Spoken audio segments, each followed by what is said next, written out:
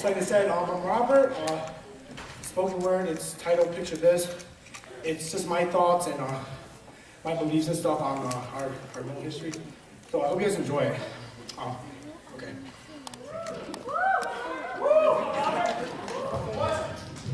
Yo, picture this. Running through the jungle with babies strapped on your back and holding the hands of kids that could barely run. Next to you is your loved ones and neighbors. Well, some of them. The others were killed and shot. And remember this, you're running with everything you got because everything you got on is everything you've got. There's no turning back. And as you keep running, people begin to subtract. The elders, too weak to continue. Babies and kids would cry because they were new to the world, every boy, every girl. And if your kids were crying, others would tell you to go away because they didn't want to be found and their own lives they were trying to save. Are you picturing it? You keep running trying to get by. The only thing that's on your mind is to survive while being chased by killers who gets to decide whether you live or you die. The terrain was thick jungle in Vietnam. Every corner there were booby traps, landmines and bombs. You would escape approach with caution, trying to be calm, but your heart rate escalates. Weak knees and sweaty palms. All you could do is run and pray that the refugee camps you've heard of were real, because a deal was made with the CIA that for our help, we'd get freedom in return, but all we saw were our villages burned. Trying to cross border, we had to learn and adapt, trying to earn the respect in other people's country, living with regrets. Many living there alone with their families, still in the war zone. Even though the refugee was small, it was still a place called home, a place to roam. The people there stayed strong like stones. Even in this new place they called an escape, they were still faced with hate. It wasn't a new plate or slate they were given, just leftovers from yesterday that they already ate. Eventually, they flew to the States. Now, I wouldn't say they were safe because they faced a whole new set of rules in a whole new place. Did you get that picture? That's just how it is. Because they say we live off food stamps and their money, but picture this. Not being educated enough to work to put food in your children's tummies.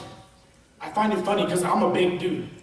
And if my parents struggle to feed me, how'd I get so big, dude? That's because they worked hard and they didn't want to see us struggle. So they pay attention to the puzzle of life and adapted so they could create a protective bubble around us.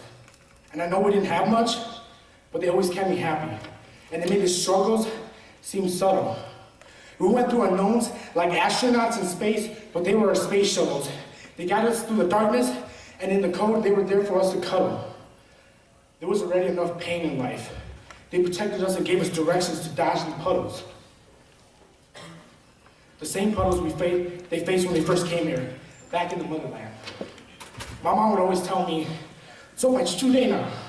And that's what my grandmother told my mother while she held her mother's hand. And we know the war separated many people and families. Some were stuck, some wanted to leave. Others came over while others lived in refugees. I'm impacted by this tragedy. Even now, my mom still sends money to my aunts, which I've never met. A whole side of the family I want to meet, but I just haven't yet. My dad's side out in California, I don't know too much about. Maybe one day I'll be flying out to show them love, because love and family is what it's really about. I'm impacted by this tragedy, or blessing, because I believe that if the war never broke out, I would have been born in the USA. Maybe not even here today. I'm impacted by this tragedy, or blessing, because I believe I would have never got to hear and see rap and hip hop, which is such an influential part of me. And I probably would be a little bit more skinny. But it ain't all bad because look how far we've come and how much we have. Yeah, we may not have a land car of our own, but we have freedom, and for that I'm glad. And I'm standing on stage surrounded by awesome people.